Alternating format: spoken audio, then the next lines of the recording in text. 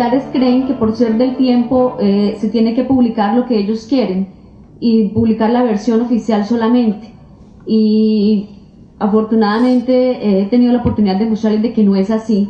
Yo este año publiqué un libro sobre el Plan Patriota y poder hacer el libro fue todo un reto porque los militares me impidieron el acceso a la zona de operaciones, no solamente a mí, a todos los periodistas, y yo entré disfrazada de campesina muchas veces. En 3 oportunidades me agarraron, me echaron mano, me llevaron casi detenida. Siempre los periodistas hemos estado acostumbrados en Colombia por lo menos, a estar en la mira de los intolerantes.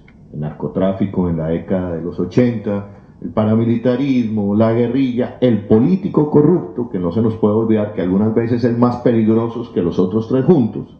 Y allá estamos en una guerra de formas. Entonces, depende de la forma como yo hago el periodismo, soy bueno o soy malo. Yo no siento que se haya sobredimensionado el tema del secuestro. Está ahí, es un flagelo, hay que darle horas y horas y horas y visibilizar y visibilizar y visibilizar, pero también con las otras barbaries. También con las otras barbaries. Y con los otros bárbaros. Yo hago un periodismo investigativo donde denuncio que hace 22 años las fuerzas militares que se tomaron el Palacio de Justicia desaparecieron gente, y saqué unas grabaciones de 22 años atrás que hacen que hoy los generales de la época hayan sido llamados e involucrados en procesos. Entonces, cuando hago esa investigación estoy contra el Estado.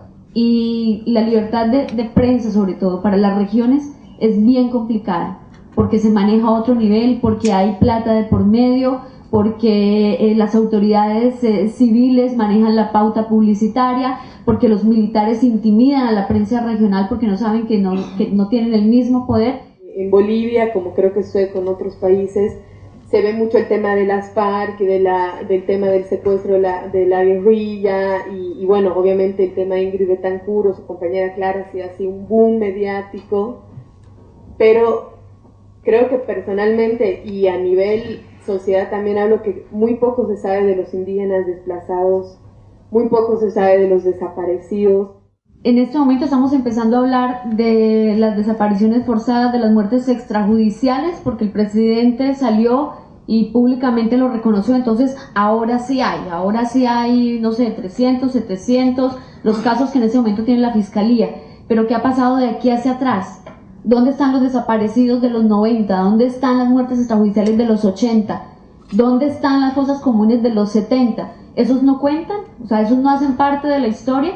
Lamentablemente vamos a empezar a hablar de estos desaparecidos y de estos muertos campesinos desaparecidos y personas desaparecidas presentadas como muertos en combate hasta ahora, y los otros ya quedaron en el olvido. El diario El País de España le dedicó 2 páginas a la marcha del 4 de febrero. Está bien, listo, estoy de acuerdo con ello, el secuestro, flagelo, en fin, bárbaro.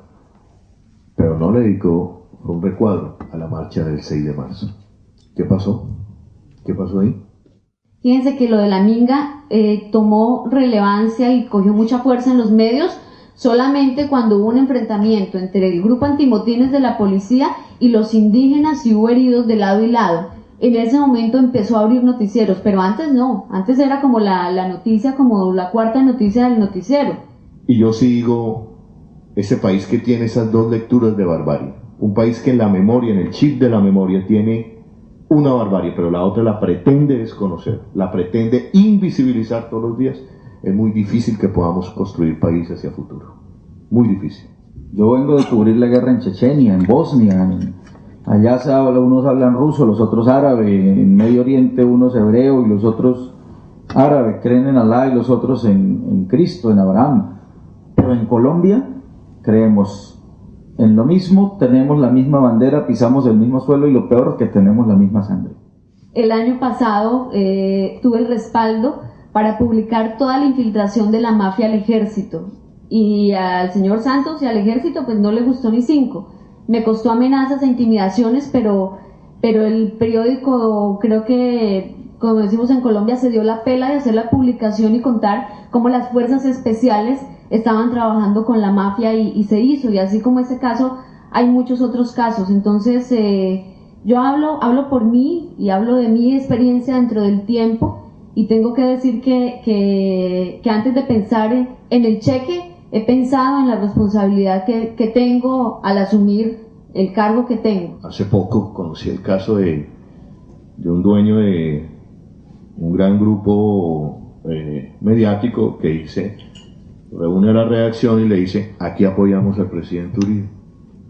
No les tuvo que decir más. Ya el periodista sabe, bueno, notificados.